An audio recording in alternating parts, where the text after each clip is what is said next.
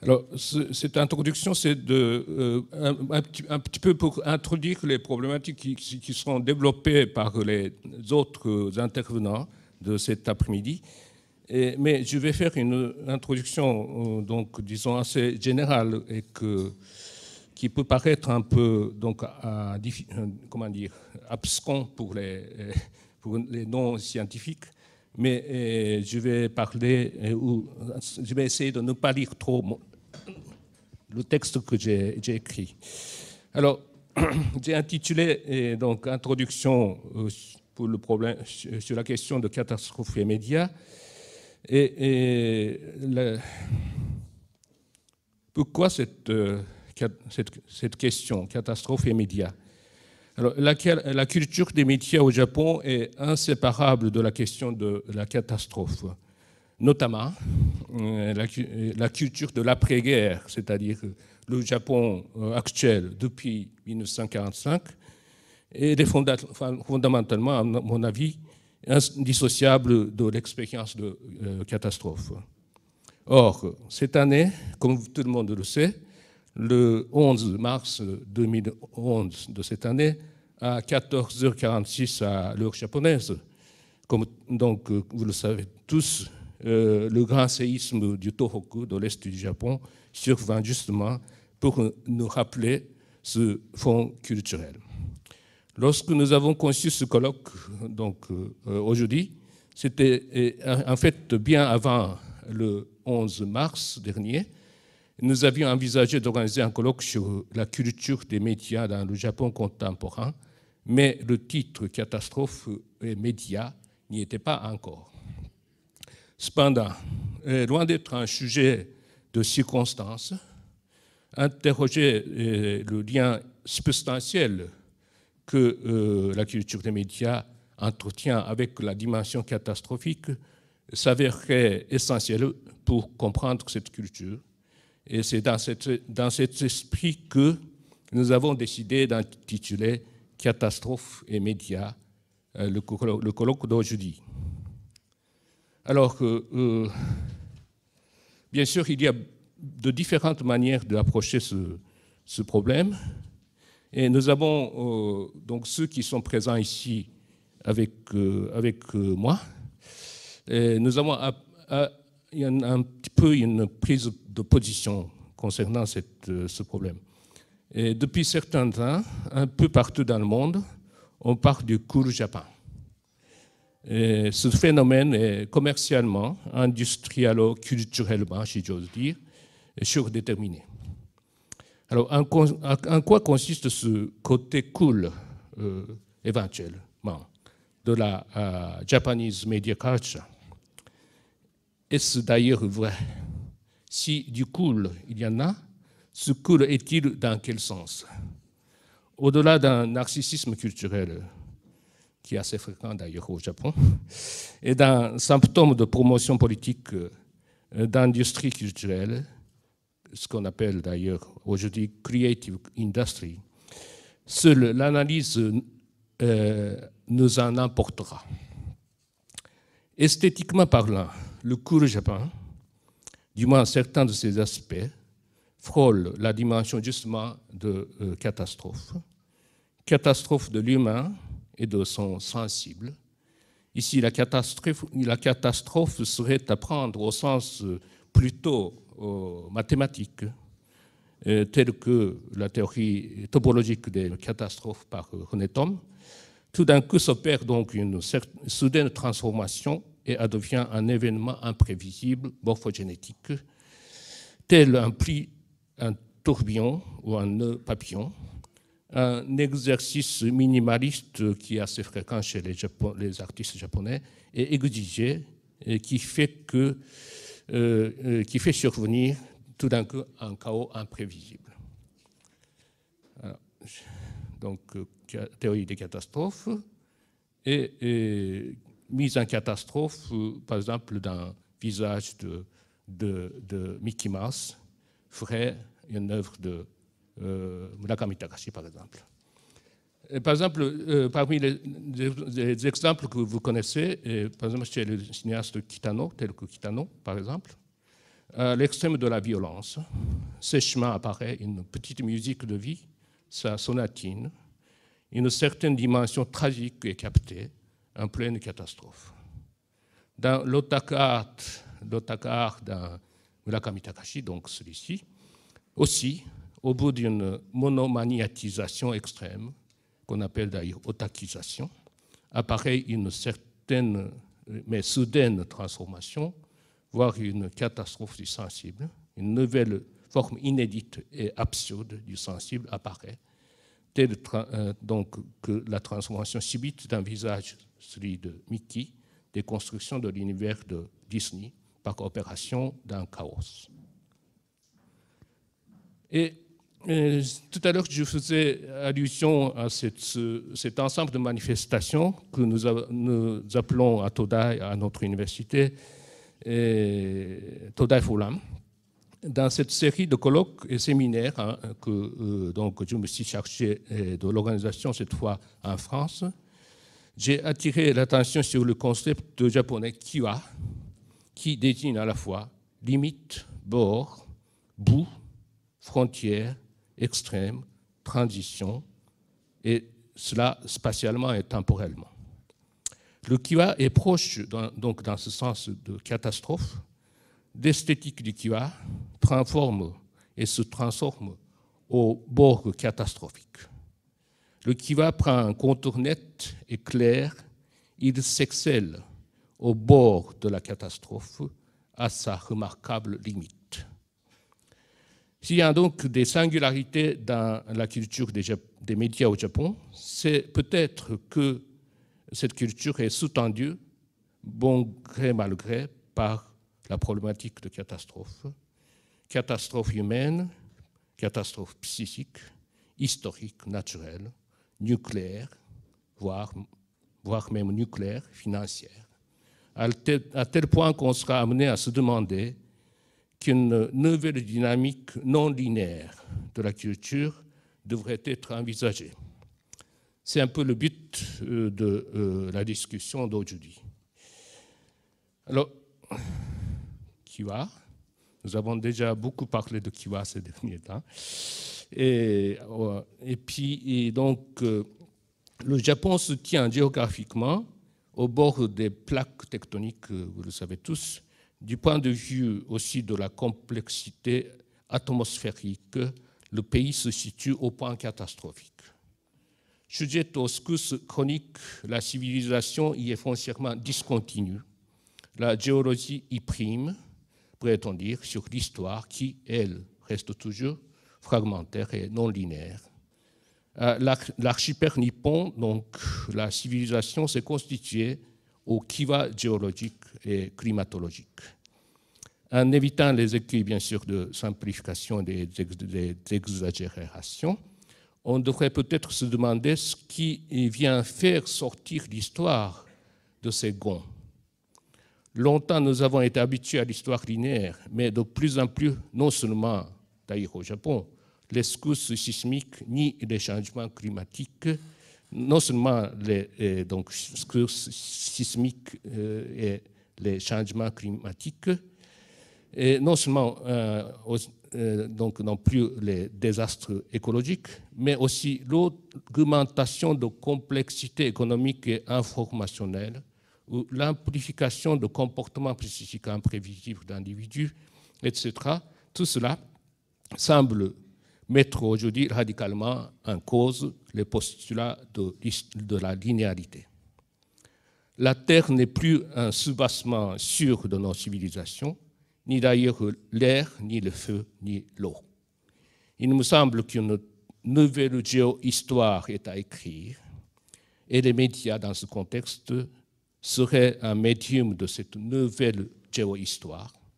Une autre théorie des médias, qui serait une sorte de géohistoire stratifiée des médias, serait appelée, me semble-t-il, à se formuler. Alors, passons aux études des exemples. Alors, je vais commencer par celui-ci. D'abord, nous écoutons cette chanson de la catastrophe. Et je vais d'abord donc vous faire écouter cette chanson et nous allons en parler.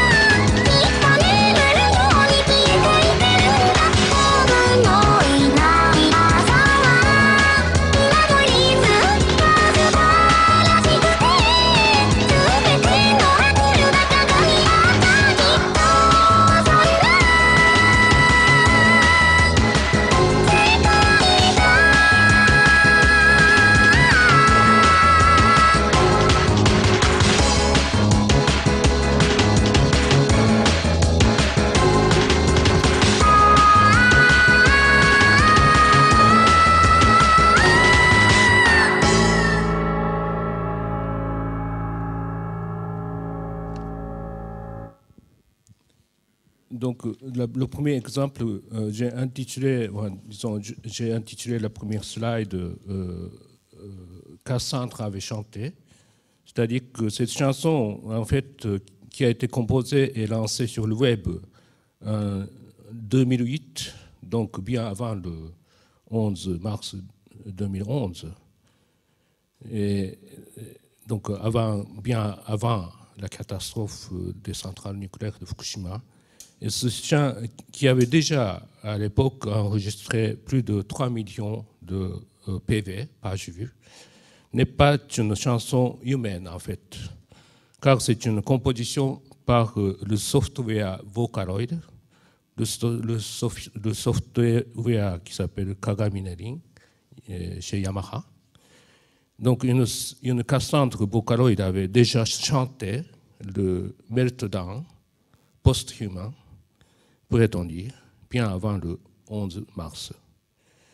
Et la caractéristique des chants de Vocaloid est que ces chants exploitent une zone de tessiture à fréquence très élevée, difficilement atteignable par la voix humaine. C'est donc un chant ultime, le dernier chant en fait. Notamment, cette hauteur tend à ne plus être entendue par les personnes âgées. Les jeunes exploitent donc ces voix hautes pour leur création collective. Comme vous le savez, la composition par Vocaloid se fait collectivement sur le web. Il y a des centaines de milliers de compositeurs et commentateurs sur le web actuellement, dessinateurs et producteurs anonymes aussi, etc. Par contre, les personnes âgées se protègent des jeunes en mettant des bruits par l'appareil Mosquito dans les scars, par exemple. Notre monde est ainsi en train d'atteindre ce degré de cynisme. Alors, la voix de chanson se déterritorialise donc du registre humain pour atteindre la zone d'un lyrisme tragique dont la parole est tout de même étrangement belle ici. Une femme infanticide, un rêve, aspire à plonger dans le cœur d'un réacteur nucléaire pour voir, je cite, s'anéantissant, le monde sans moi enfin remis à son engrenage de cœur normal. La voix post-humaine est donc en train de révéler son ultime lyrisme. Au Japon, il y a dans la musique pop, il y a de plus en plus de chants par Vocaloid. Les chanteurs humains sont amenés à imiter, en quelque sorte, tant bien que mal, la voix des Vocaloids. Voici donc le premier exemple d'un lien qui s'établit entre un nouveau médium, catastrophe, transformation de l'expérience du sensible, un nouveau médium, ici il s'agit donc de Vocaloid, déterritorialise la voix et introduit vers une nouvelle esthétique humaine, inhumaine et suicidaire. Cela correspond bien sûr à un certain symptôme social chez la jeune population, insomnie, suicide, infanticide, troubles psychiques et addiction, bref, les maux de la civilisation. Alors, je vais passer au deuxième exemple qui est complètement différent, et celui-ci.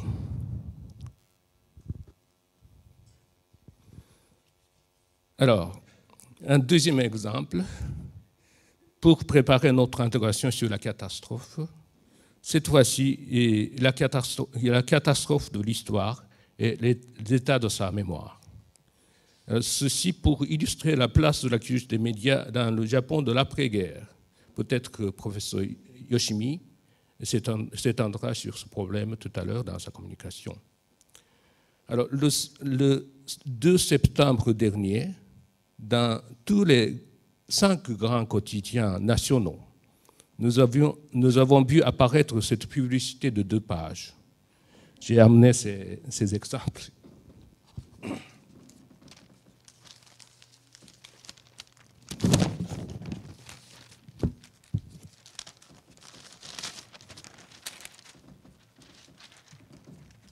Comme celui-ci. c'est un vrai échantillon. Alors, donc, le 2 septembre dernier, dans tous les grands quotidiens nationaux, nous avons vu apparaître cette publicité de 2 pages. La photo montre le général MacArthur, vous le savez tous, descendant de son avion à la base militaire de Hatsugi, près de Tokyo, le 30 août 1945.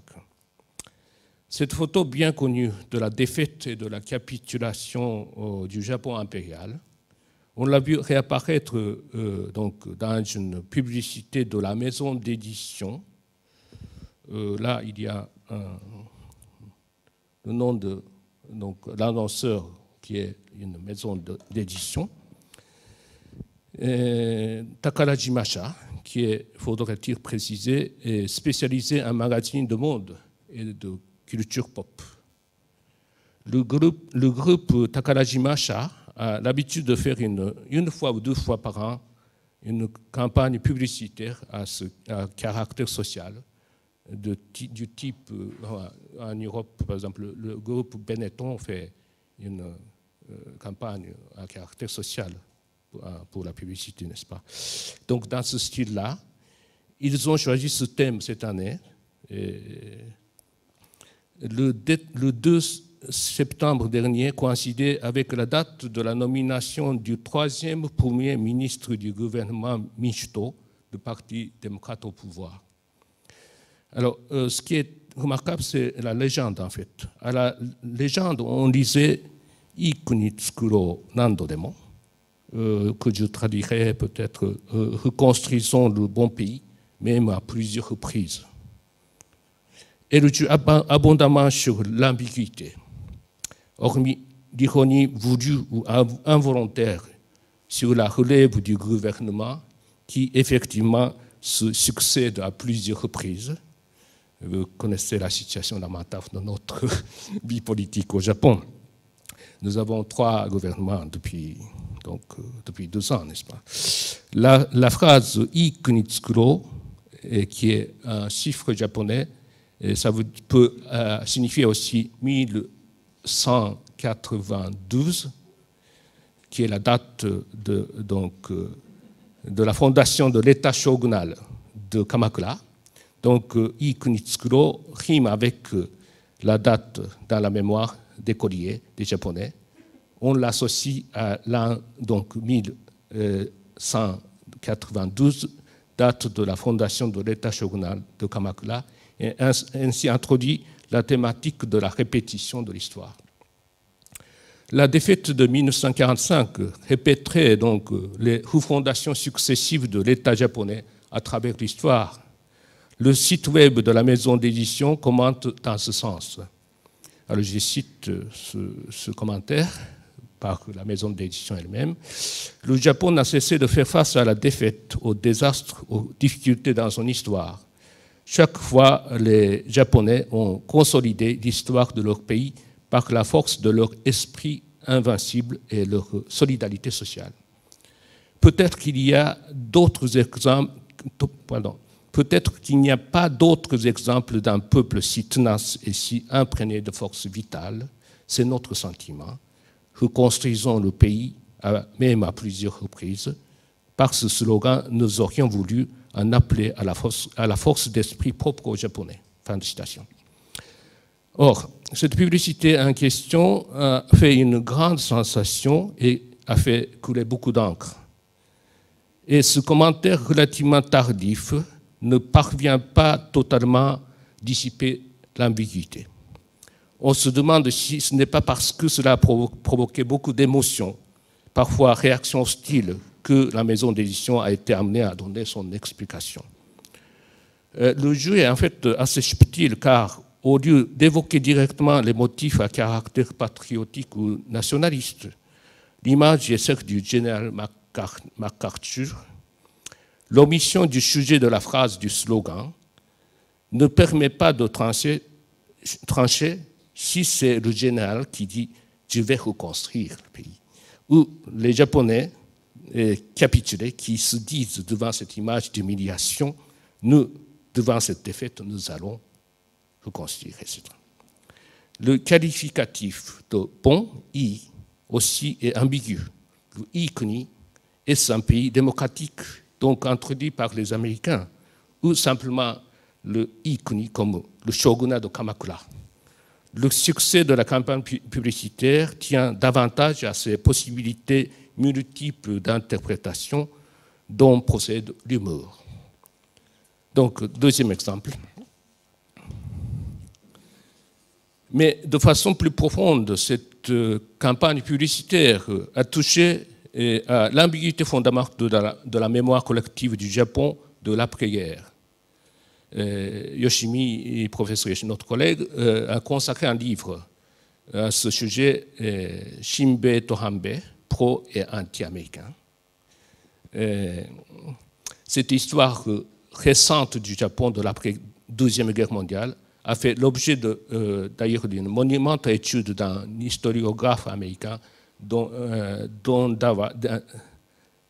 Dawa, Embracing Defeat, a embrassé la défaite. On pourrait dire que la culture des médias dans le Japon contemporain, dans sa phase historique récente, a son origine dans cette défaite et de la mémoire de cette défaite. Ce dont nous allons voir comment l'acceptation a déterminé le sort de la culture des médias dans le Japon de l'après-guerre en prenant des exemples dans les films d'animation et leurs industries culturelles. Alors, je vais passer à un troisième exemple. Dans l'après-guerre, donc dans les années 50, les industries culturelles arrivent bien sûr des États-Unis, les films de Hollywood bien sûr, et la télévision aussi, mais aussi les films d'animation Disney arrivent par les États-Unis. Et les industries culturelles ne sont bien sûr pas innocentes, tant s'en faut. Elles font partie du vaste complexe militaro-industriel à l'époque de la guerre froide. En simplifiant beaucoup, on pourrait dire que tout s'est passé comme si faire oublier Hiroshima et Nagasaki constituait un enjeu majeur de la politique des industries culturelles américaines au Japon. Du moins, objectivement parlant, la ruse de l'histoire des industries culturelles s'opéra avec une efficace redoutable sur ce point. En 1954, un essai de la bombe H dans l'atoll de Bikini contamine un tonnier japonais dont un marinier meurt d'irradiation 7 mois plus tard. C'est ce qu'on appelle l'affaire Daigo Fukuryumaru. Cette affaire attise chez les Japonais la mémoire des atomisations de Hiroshima et de Nagasaki. Au Japon, cette affaire donne naissance au premier film d'épouvante de la série Godzilla, 1954, dont le monstre a été conçu à la suite de cette affaire de radiation atomique. Par ailleurs, après la guerre de Corée, le Japon s'est intégré dans la politique nucléaire des États-Unis. C'est le slogan d'utilisation pacifique de l'énergie nucléaire qui menait cette politique d'intégration. En 1955, le premier sous-marin nucléaire d'attaque Nautilus est lancé. Pour effacer la mémoire collective du passé récent, les films d'animation de Disney font partie de la propagande américaine. En pleine période de la guerre froide, l'administration Eisenhower voulait injecter le rêve de l'utilisation pacifique des forces nucléaires.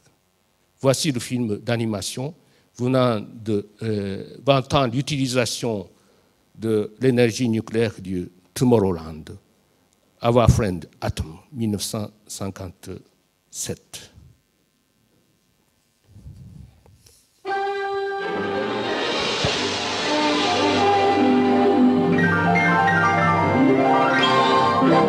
Walt Disney's Disneyland.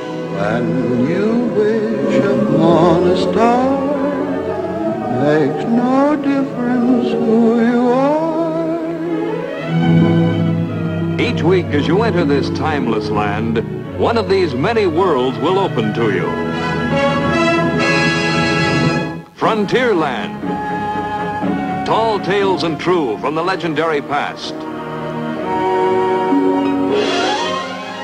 Tomorrowland.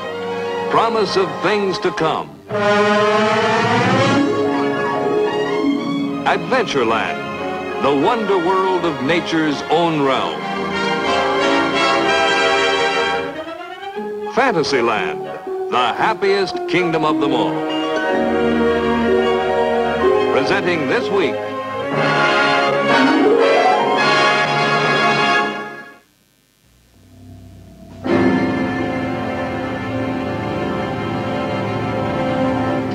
many years ago, a prophetic writer and engineer told of the genius of one man who discovered the very power of the universe and harnessed it to propel his ship 20,000 leagues under the sea.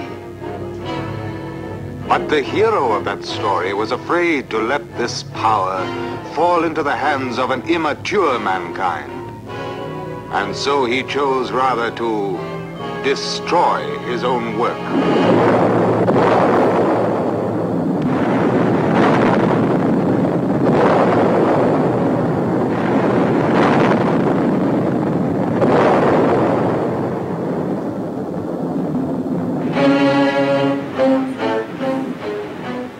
There is hope.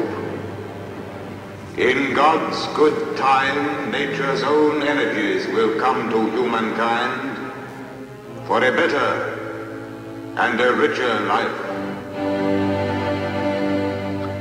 Fiction often has a way of becoming fact.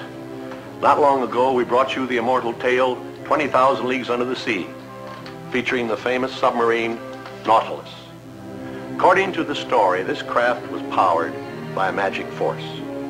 Today, that tale has come true.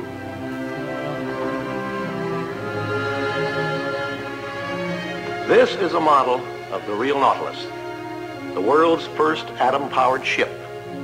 It's the first example of the useful power of the atom that will drive the machines of our atomic age. The atom is our future. It is a subject everyone wants to understand. So we felt it was the most important topic for a Tomorrowland program. In fact, we considered it so important that we embarked on several atomic projects. For one, we made plans to build an exhibit at Disneyland that will show you atomic energy in action. Now, our atomic projects here at the studio are twofold. We prepared this program and also a book, so that we could tell you this important story in full detail. Both grew together. We gave them the same title, and many of the illustrations appear in both. As you can see, we found ourselves deep in the field of nuclear physics. Of course, we don't pretend to be scientists. We're storytellers. So we combine the tools of our trade with the knowledge of experts. We added a nationally known scientist to our staff to head our new science department. His first assignment was to write the book on the atom and to help us in developing this program. And here to tell you the story of our friend the atom is the author of our book, Dr. Heinz Haber. As we developed our story of the atom, we made an amazing discovery. We had a science story, but suddenly we realized that it was almost like a fairy tale.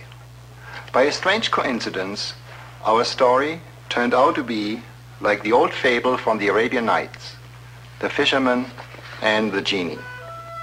This tale tells of an age-old wish of man, a wish to be the master of a mighty genie that does his bidding. There was once an old fisherman who lived in great poverty. One day, after casting his net many times, he happened to pull ashore a brazen vessel.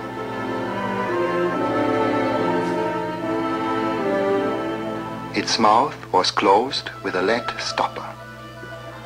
Marveling at his strange catch, the fisherman said, "I'll wager that whatever is sealed so well must contain something of great value."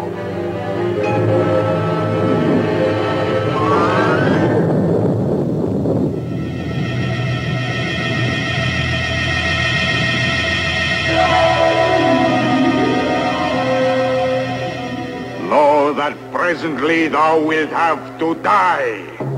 Heaven forbid! Or at least tell me why.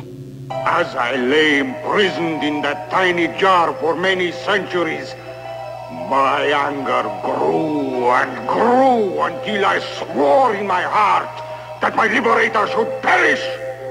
What a cruel trick fate hath dealt me. Trick? Oh, genie, since thou art determined upon my death, grant me this one last question. Well? How can one as mighty and powerful as thou dwell in so tiny a vessel? What?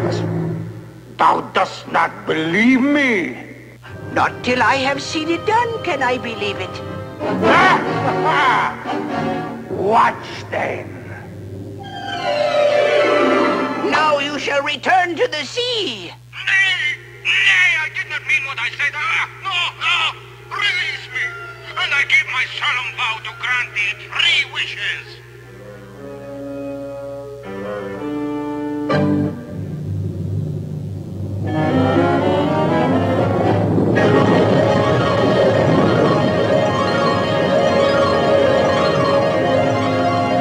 Strangely enough, our story is like that fable, come true through science.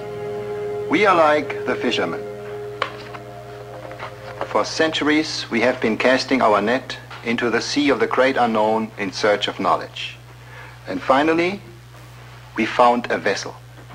And like the one in the fable, it contains a genie hidden in the atoms of this metal, uranium.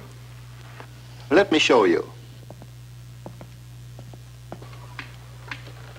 This is a Geiger counter. It tells us that the genie is here, imprisoned in these atoms.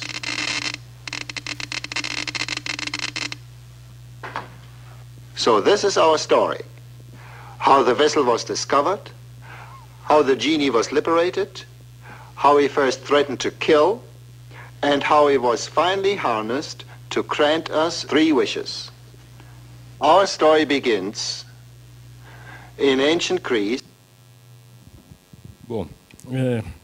Donc voici le film d'animation, donc 20 ans d'utilisation de l'énergie nucléaire de Tomorrowland, Our Friend Atom, 1957. Ce film de propagande scientifique commandé à Disney par l'USA Information Agency sera diffusé le 1er, bien sûr aux États-Unis, mais au Japon aussi, le 1er janvier 1958 par la chaîne de télévision nationale Nihon TV, possédée par le groupe Yomiuri, dont le président Shoriki Masutaro fut le principal artisan d'introduction des centrales nucléaires au Japon. C'est dans le prolongement de cette politique de l'utilisation pacifique de l'énergie nucléaire que seront construites au Japon les centrales nucléaires dans les années 1960 et 70, dont celle justement du Fukushima, construction achevée en 1966. Alors, je vais passer à un autre exemple qui est donc un film d'animation, un programme d'animation japonais, Tetsuwan Atom. Tout se passe comme s'il y avait une complicité objective liant entre la politique de l'utilisation pacifique de l'énergie nucléaire, sa promotion par les films américains d'abord, et ensuite par l'essor de la culture des médias, par les nouveaux moyens d'information et de communication, en l'occurrence la télévision. La première est la très célèbre, très populaire série d'animés à la TV, produite par Osamu Tezuka, 1928-1989, s'appelle Tetsuwan Atom. Atom, le petit robot, connu en France sous le titre Astro, le petit robot. Donc la diffusion commence en 1963 et qui dure jusqu'en 1966. Elle situe son univers du futur au XXIe siècle. Le petit robot héros de la série, baptisé Fils des sciences, est propulsé par l'énergie nucléaire.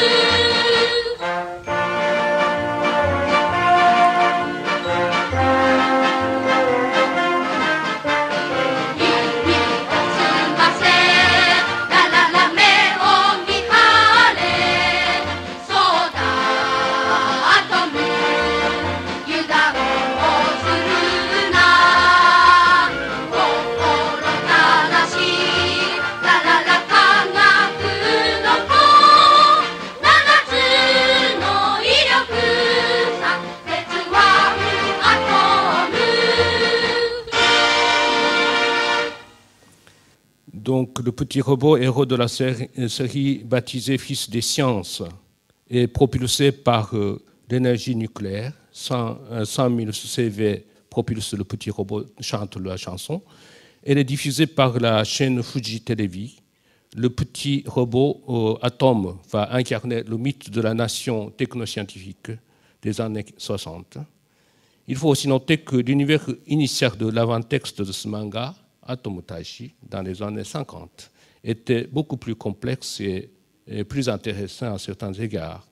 Il se situait dans un univers après la catastrophe d'une autre planète Terre, dont l'explosion a déterminé l'exode des habitants de la planète qui arrivent à la planète Terre, d'où provient la discorde et ensuite la paix à laquelle collabore le petit robot.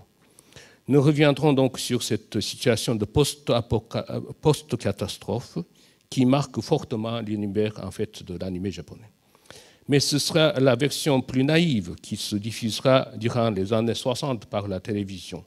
Malgré le credo pacifique de l'auteur et sa réticence quant à l'exploitation de l'énergie nucléaire, tout se passe comme si cette série d'animés, Atom le petit robot, incarnait la réplique et la continuation du Our Friend Atom de Disney.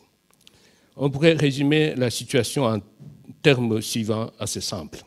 En premier temps, la culture des images américaines envahit à travers les films d'animation et l'écran de TV et l'imaginaire des enfants japonais. En second temps, se développeront les productions japonaises en s'appropriant l'imaginaire des industries culturelles et aussi en adoptant les thématiques promues et dictées par l'époque, telle l'exploitation pacifique de l'énergie nucléaire. Cette structure est parfaitement homologique à la structuration de l'espace politique du Japon de l'après-guerre. Le pacifisme est dicté par la présence américaine sous l'ombre des forces de dissuasion nucléaire. On retrouve dans le processus de formation de la culture d'anime, donc aussi, et ici aussi, la logique de embracing defeat. On pourrait aussi ajouter, cela ce sera dit en passant, à la liste des robots héros de la série d'anime, la série Doraemon, le robot chat, qui est lui aussi propulsé par des moteurs nucléaires. Alors, Miyazaki Hayao, l'auteur de Mononoke, Miyazaki est né en fait en 1941, sur lequel nous reviendrons longuement, écrit sur Tezuka lors du décès de ce dernier. Je cite, « Pour ce qui est de l'anime, tout ce que Tezuka a dit et écrit est fondamentalement faux. La raison de cette erreur tient à ceci que son point de départ était Disney. Il n'y avait pas d'autre modèle pour lui. Ses premières œuvres sont toutes d'imitation. Il a tenté d'introduire son histoire originale. Néanmoins, son univers était resté fondamentalement sous l'influence de Disney. Il n'a pas réussi à surmonter son complexe d'infériorité vis-à-vis de son grand-père Disney. Quand j'ai appris sa mort, j'ai compris que l'ère Showa avait définitivement révolu. » Fin de citation. Alors, maintenant, nous allons passer à l'autre volet d'exemple. Si dans l'univers destiné aux enfants, l'anime cultive, donc dans l'univers destiné aux enfants, l'anime cultive le décor futuriste et en somme assez optimiste, dans les genres plus adultes, l'univers imaginaire de la culture des ce qu'on appelle subculture, sous-culture, donc culture populaire, dans le Japon de l'après-guerre, évolue sous l'ombre de deux catastrophes majeures. La mémoire récente des défaites et ruines de la dernière guerre et la guerre froide est dans l'imminence de l'avenir apocalyptique. On sait que non seulement au Japon, mais aussi dans le monde entier, le récit post-apocalyptique fait partie du contrat générique de la science-fiction. D'innombrables exemples des univers fictionnels procèdent de cette temporalité dont l'horizon est obturé par le passé antérieur plus ou moins récent et l'avenir imminent des catastrophes. Les menaces nucléaires en sont les motifs en fait récurrents. C'est que l'univers fictionnel est toujours déjà quelque part un supplément de l'histoire réelle.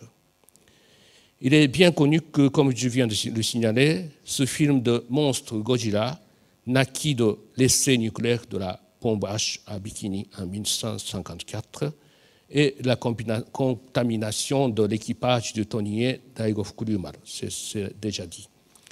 Ce n'est pas par hasard que navires spatiaux tels que le cuirassier spatial Yamato portent le nom du cuirassier réel de l'ancienne marine impériale, Uchu Senkai Yamato, 1974, l'Akira de Otomo Katsuhiro, 88, se situe dans une Néo-Tokyo en l'an 2019 sur les ruines et près du Ground Zero de l'ancienne Tokyo, détruite par l'explosion nucléaire en 1982 dans la Troisième Guerre mondiale.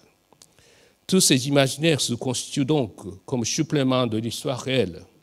Tout se passe comme si, dans l'univers fictionnel, le présent de l'histoire évoluait, pris dans l'étau des deux temporalités, le passé antérieur de la catastrophe et le futur antérieur d'une catastrophe imminente. C'est la loi même du genre post-apocalyptique, et ceci est notamment marquant dans l'univers d'anime japonais. Et c'est sans conteste l'œuvre de Miyazaki Hayao qui révèle de façon la plus ample une portée mythologique de cet univers fictionnel post-apocalyptique comme supplément pour l'histoire du Japon. Sa deuxième œuvre majeure, Kaze no Tani no Nausicaa, 84, inscrit son univers selon la modalité typiquement post-apocalyptique, dont la temporalité est prise à l'étau entre le passé antérieur de la destruction et le futur antérieur d'une catastrophe imminente. Voici quelques éléments du synopsis. Je cite à partir du synopsis. En ayant puisé les ressources souterraines et pollué la vie, la civilisation industrielle millénaire avait été détruite par la guerre des 7 jours de feu. Le savoir et la vie furent presque anéantis. 1000 ans de cette ère crépusculaire ont passé et l'humanité survit tant bien que mal. Entre un vaste désert et la mer de la décomposition, Fukai, gigantesque forêt produisant des spores toxiques qui propagent et répandent ainsi cet écosystème. Alors, quelques îlots de vie accueillent différentes communautés humaines. La Fukai, la mer de la décomposition, est protégée par des insectes géants qui sont adaptés à cet environnement pollué. L'œuvre situe le petit pays de la vallée à l'est du continent désert. La métaphore géopolitique de la guerre mondiale y est transparente. La civilisation y survit sur les ruines avec la forêt de végétation d'insectes. L'œuvre intègre dans sa structure d'un récit post-apocalyptique une dimension écologique et animiste caractéristique de l'univers de Miyazaki. L'apocalyptique, qui serait donc par définition fondamentalement monothéiste, je dirais, se trouve influencé par, si j'ose dire, je ne sais pas si le mot existe, l'animistique dans cet univers. Dans cet univers, il n'y aurait nul élément de révélation, le mot sens même de l'apocalypse, c'est les révélations, mais l'anime cherche à rejoindre ici le devenir animiste des âmes des vivants. Un genre de récit qu'on pourrait appeler récit de catastrophe écologique, qu'on pourrait appeler aussi animé animiste, se met ainsi en place.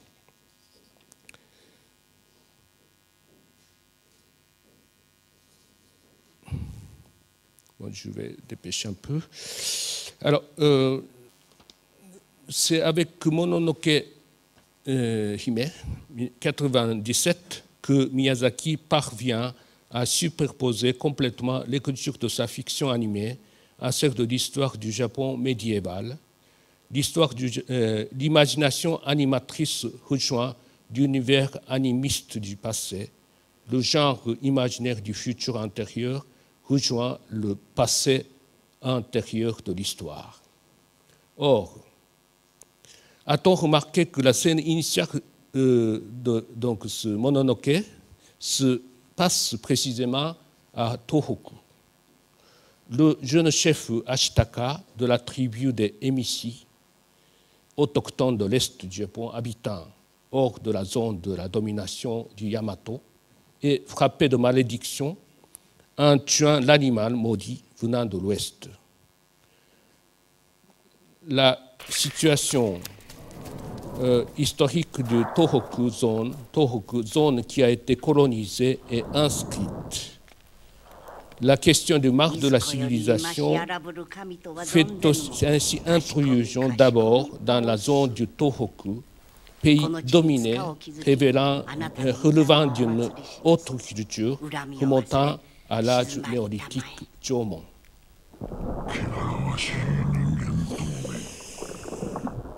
我が苦しみと憎しみを知るがいい。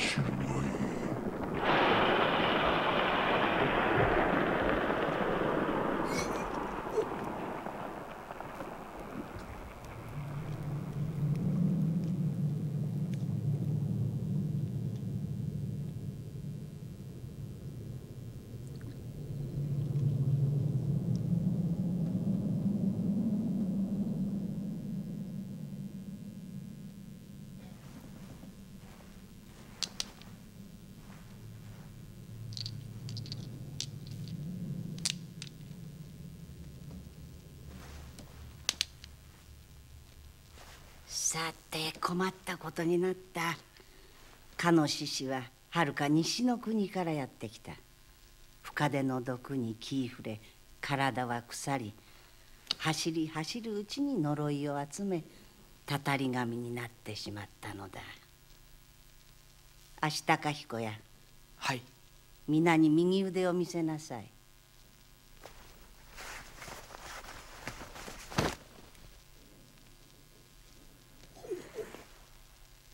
ひい様。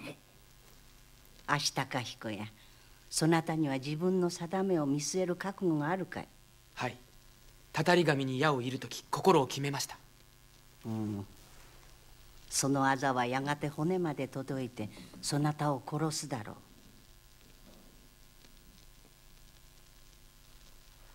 ひい様、なんとかなりませんか。足高は村を守り乙女らを守ったのですぞ。ただ死を待つしかないというのは。誰にも定めは変えられない。だがただ待つか自ら赴くかは決められる。見なさい。あの獅子の体に食い込んでいたものだよ。骨を砕き腹渡を引き裂きむごい苦しみを与えたの。ああ Excusez-moi, je vais pour me dépêcher, je vais un peu sauter là. Alors, donc, pour ceux qui ne connaissent pas l'histoire du Japon n'ont pas compris, c'est difficile à comprendre pour les publics étrangers, mais la scène initiale, ce sont des personnes qui relèvent d'une autre tribu que la nation japonaise, en fait, les autochtones du Tohoku. Donc, c'est donc documenté historiquement la scène initiale, etc. Donc,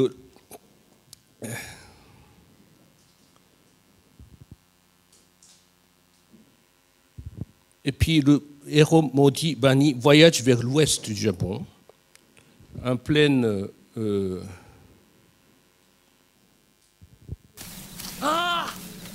guerre civile, et rejoint la cité des forgeries, Tatalaba, dont la population nomade, composée de femmes évadées ou de lépreux, etc., était considérée hors classe, la minorité exclue, qui s'affronte avec l'univers d'animaux de la forêt. Ce village est donc utilisé et exploité par les forces guerrières sous la tutelle impériale. Miyazaki fait de l'écriture fictionnelle donc de son animé une expression critique de l'histoire du Japon en intégrant des éléments anthropologiques, religieux, ethnographiques, mythiques, politiques, etc. du Japon médiéval. Le recours à l'historiographie de Amino Yoshihiko, un grand historien, motive cette visée. L'écriture de la fiction post-apocalyptique au futur antérieur rejoint ainsi la lecture des strates archaïques de mémoire collective.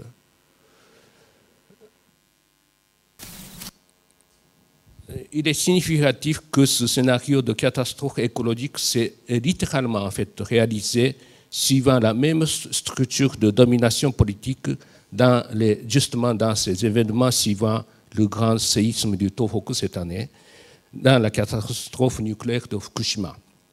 Les habitants du Tohoku, descendants modernes en quelque sorte des Emishi, subissent le même sort de malédiction dans la catastrophe écologique dont la cause se trouve dans la civilisation urbaine dominante de la nation japonaise moderne.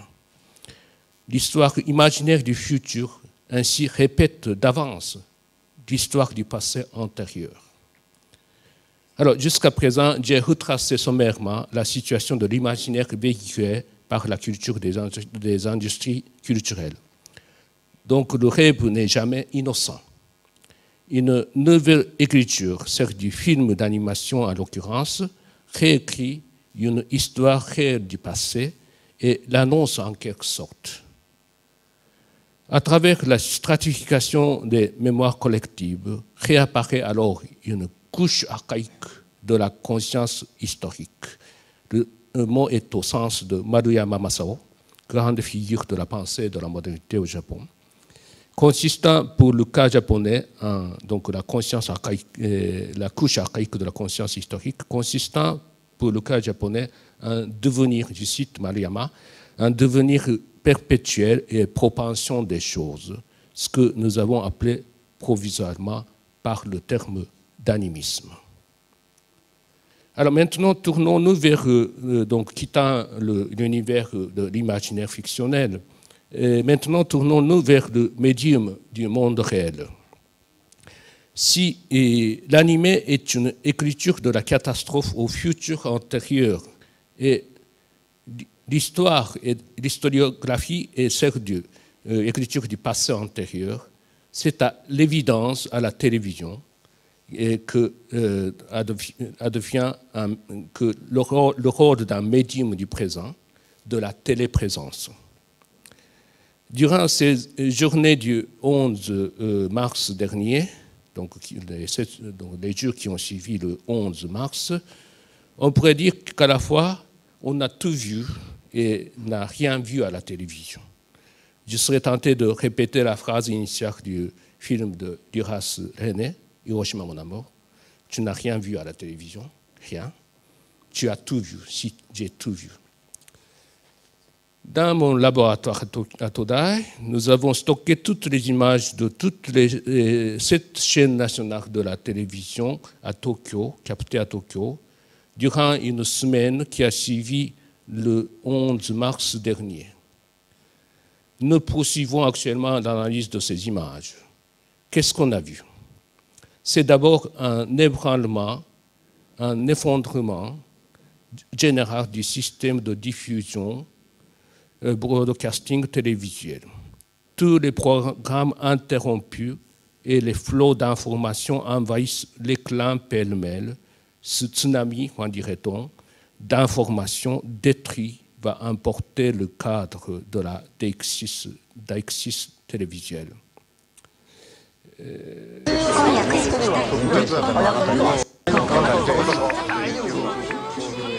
Là, c'est donc 6 chaînes captées lors du tremblement de terre. Et on a à gauche, en haut, c'est la chaîne nationale NHK, qui, donc, la première commence à donc, annoncer cette nouvelle de tremblement de terre. Mais les autres chaînes privées ont du retard parce qu'ils sont donc, contraints de diffuser les programmes donc prévu et annonces publicitaires, etc. Mais petit à petit, vous allez voir apparaître toutes les informations qui concernent le tremblement de terre. Donc, les informations sur le tremblement de terre commencent à envahir toutes les chaînes et en l'espace de 1 minute.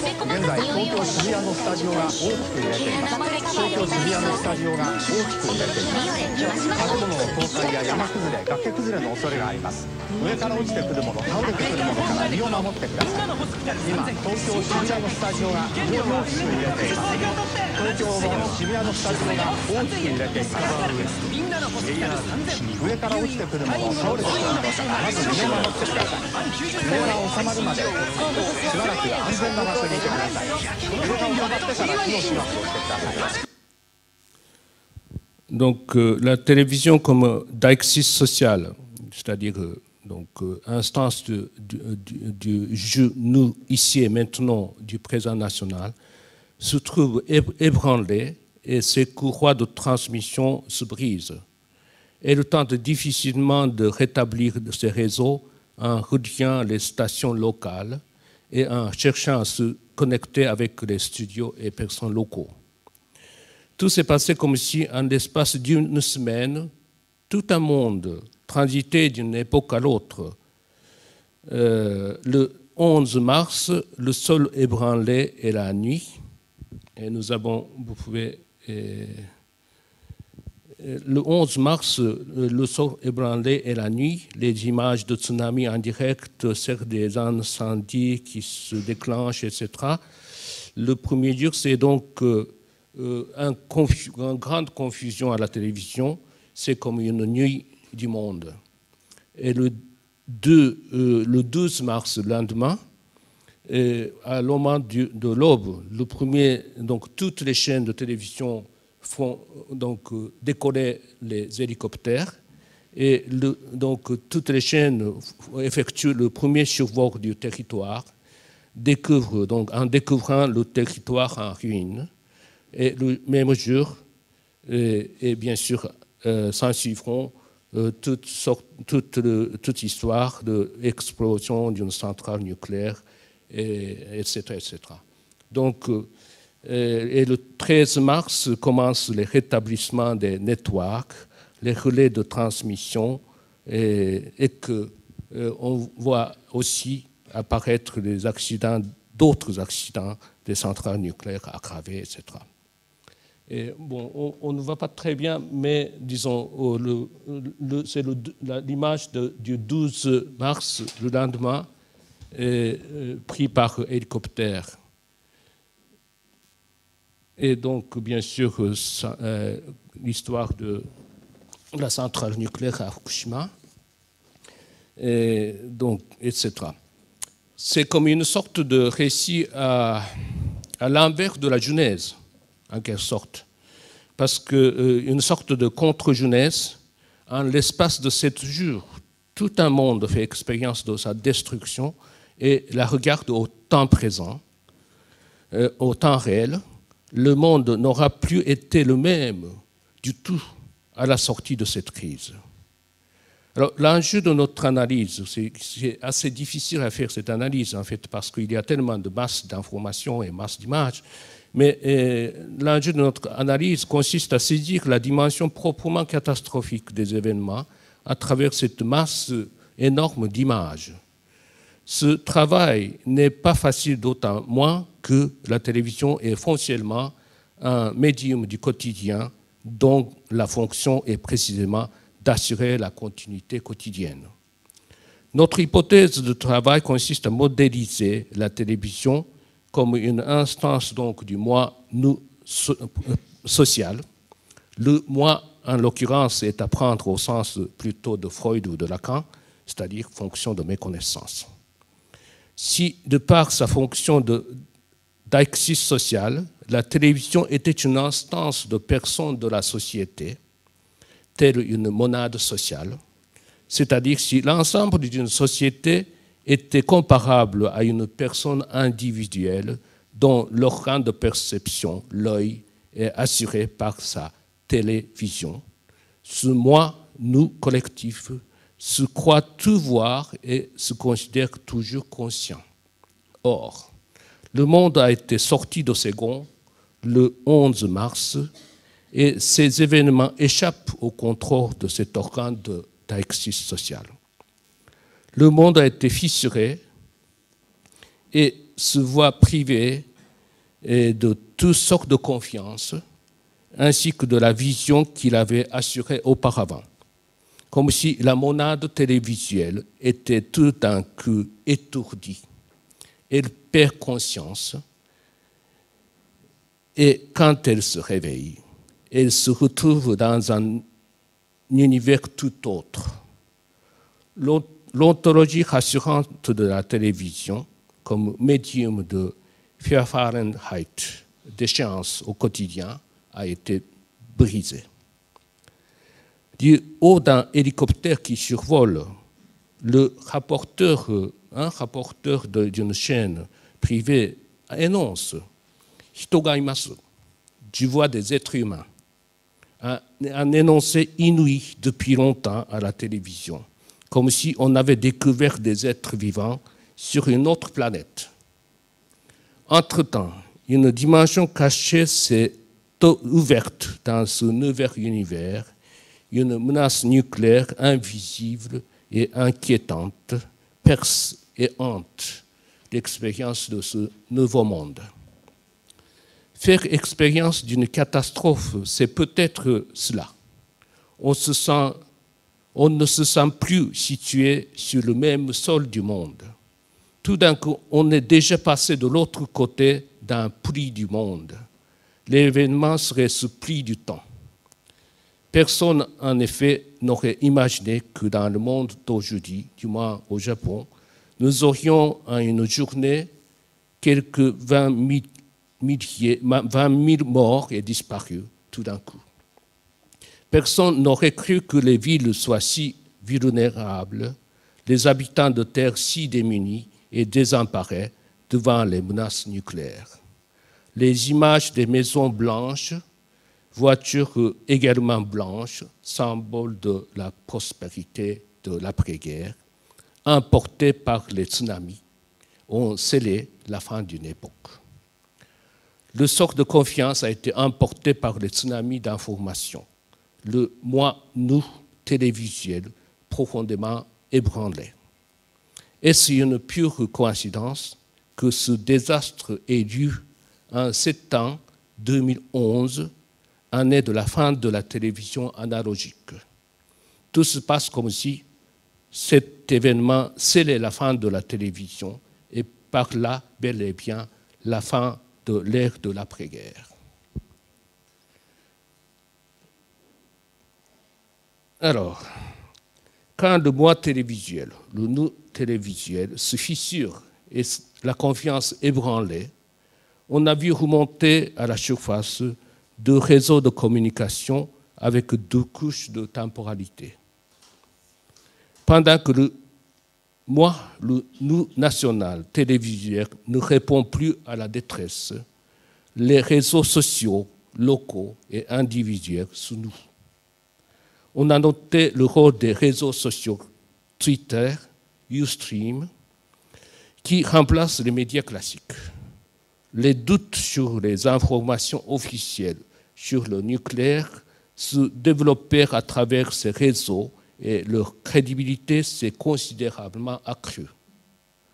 Le Keitai, téléphone portable, était devenu l'un des plus indispensables outils de vie pour survivance. C'est aussi l'ultime appareil de vie. Les Keitai étaient les derniers signes de vie ou de mort pour avoir des nouvelles des proches. Par contraste,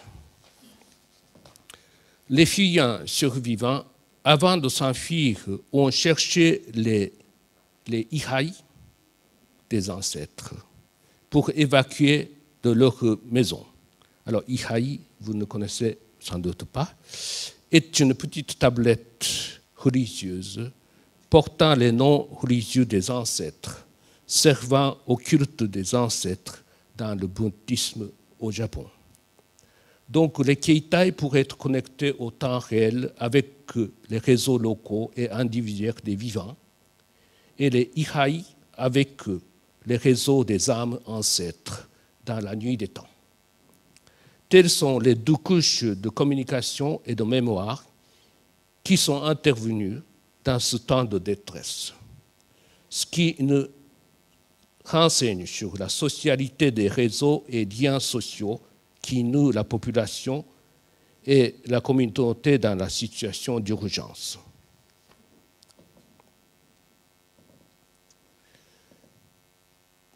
Et on a découvert bien après coup que l'emplacement des jinja sanctuaires Shinto et les noms de lieux témoignaient des souvenirs millénaires des tsunamis d'inondation. Les sanctuaires Shinto se placent souvent sur les lignes de démarcation qui ont séparé les eaux et la terre lors des inondations. Donc les points rouges sont des sanctuaires de Shinto. Voilà.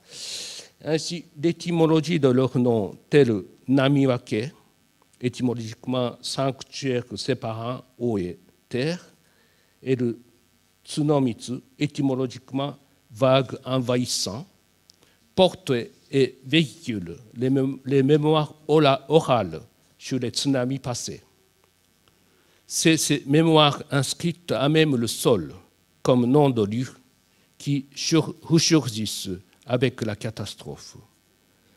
La terre s'avère ainsi être la première couche de médium avec l'inscription de la tradition orale.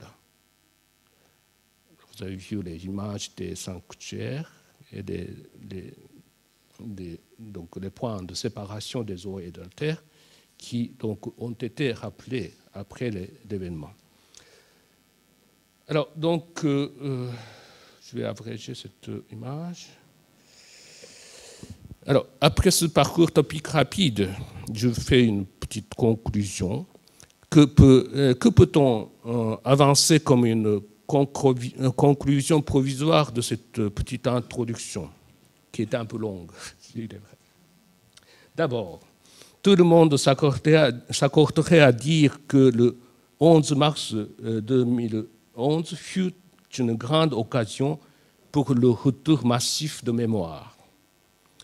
J'ai essayé de creuser en profondeur, tel un essai de bowling historique, les strates de mémoire que les traces de catastrophes permettent d'entrevoir. C'est comme une fouille archéologique. Un escarpement causé par catastrophe permet d'observer les états de mémoire collective. C'est donc une archéologie des médias que ce type de recherche dénote. Mais en même temps, c'est aussi une étude sur les mémoires collectives qui sous-tendent la culture des médias.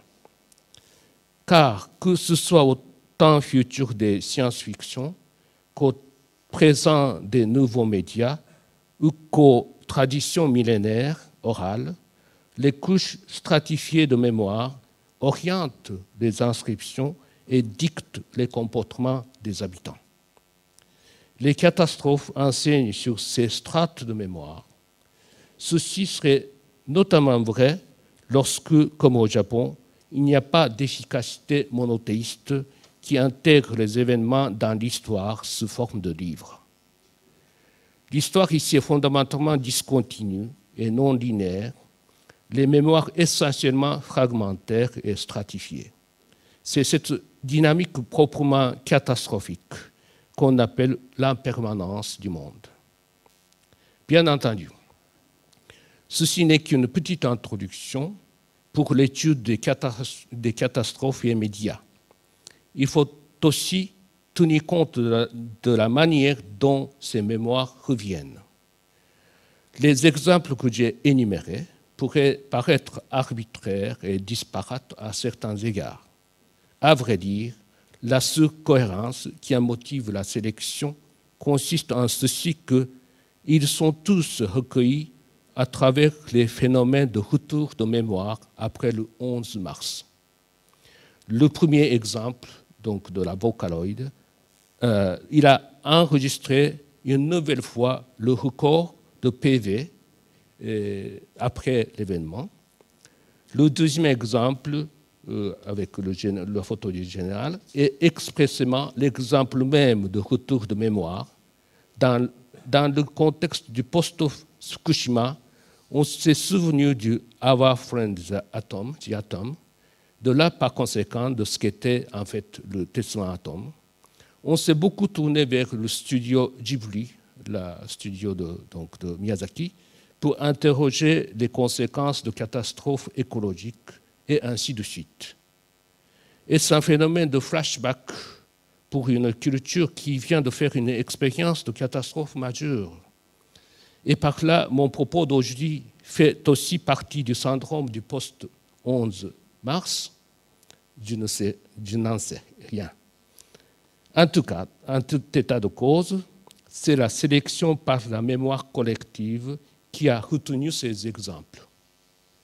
Alors, Masaki Fujita présent m'a fait remarque en regardant ce que j'avais préparé, et en ce sens, et le résumé de ma communication, et il m'a dit, ce sont des exemples que tu as choisis, ce sont des exemples qui percent par deux l'heure pour les Japonais, névralgiques, etc. Pour nous autres Japonais. Le ressurgissement catastrophique de mémoire ne se ferait sans doute que de cette manière-là, par une sorte de flashback culturel. Alors, ce serait donc aussi sur cette temporalité catastrophique qu'on devrait s'interroger dans ce moment critique. Qui dit que le trauma ne soit pas essentiel pour la mémoire? En fait, c'est essentiel.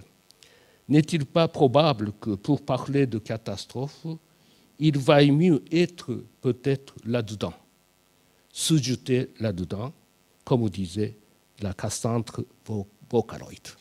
Voici.